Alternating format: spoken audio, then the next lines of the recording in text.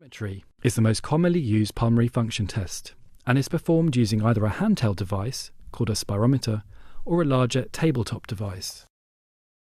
Spirometry helps to differentiate between patients with normal lung function, those with obstructive lung diseases such as asthma or COPD, and those with restrictive disease such as idiopathic pulmonary fibrosis.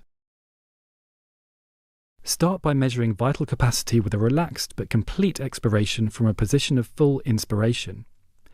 This is known as the relaxed vital capacity, or RVC, and is a useful measure in patients who have a degree of airway collapse or in elderly patients.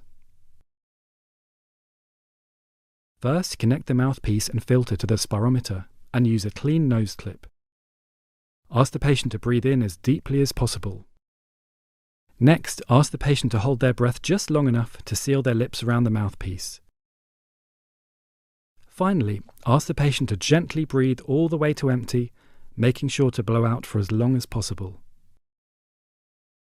Allow the patient to recover for at least 30 seconds.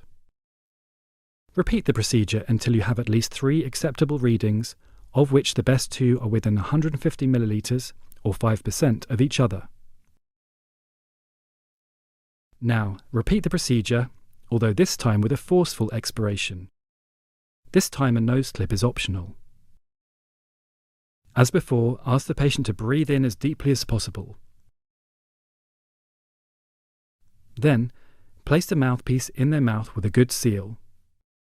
Alternatively, the patient can place the mouthpiece in their mouth first and breathe in through the mouthpiece to avoid any slow starts during this maneuver. Ask them to blow the breath out forcibly, as hard and as fast as possible until there is nothing left to expel. This records the forced vital capacity, which is the total volume of gas forcibly exhaled from a position of full inspiration, and the FEV1, the volume of gas forcibly exhaled in 1 second. Keep encouraging the patient as they breathe out to make sure they empty their lungs completely. As before, allow the patient to recover for at least 30 seconds before repeating the procedure until you have 3 acceptable readings. Here is a good quality volume time graph of a patient with no pathology. There is a steep slope at the start with a plateau at the end of expiration. And here is a good quality flow volume loop of a patient who does not have pathology. This has a rapid start and a sharp peak with a smooth drop to a flow rate of 0. As well as looking at the shape of these graphs, the ratio of FEV1 to FVC is important. A fixed ratio of 0.7 or greater was previously used to define normal lung function. But some newer guidelines recommend comparing the ratio to the lower limit of normal, or LLN, for that patient. LLN values are becoming easily available through software built into spirometers. The results from the relaxed vital capacity maneuver can also be used if they are higher than those from the force maneuver. This is often the case in older patients or those with airway collapse.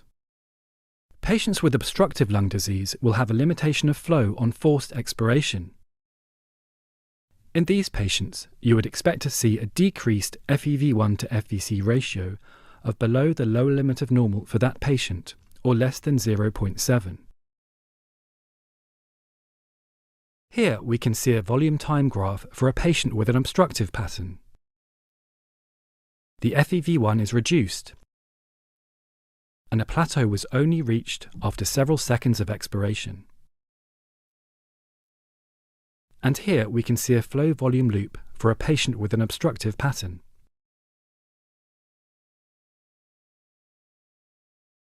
There is a scooped-out appearance. Asthma and COPD are the most common causes of airflow obstruction. In contrast to an obstructive pattern, a restrictive pattern is characterized by decreased total lung capacity. This results in both FEV1 and FVC being reduced, as we can see in this volume time graph. The FEV1 to FVC ratio will be normal, so above the lower limit of normal, or 0.7 or greater.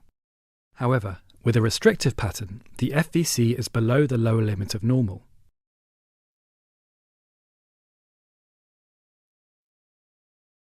Here, we can see a flow volume loop for a patient with a restrictive pattern. The shape of the curve is generally normal, but the loop is narrowed and the FVC is low because of the reduced lung volume.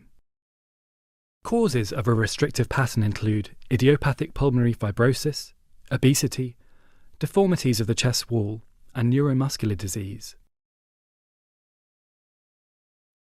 There are 4 possible patterns that are often seen in spirometry, including mixed disorder and a non-specific pattern.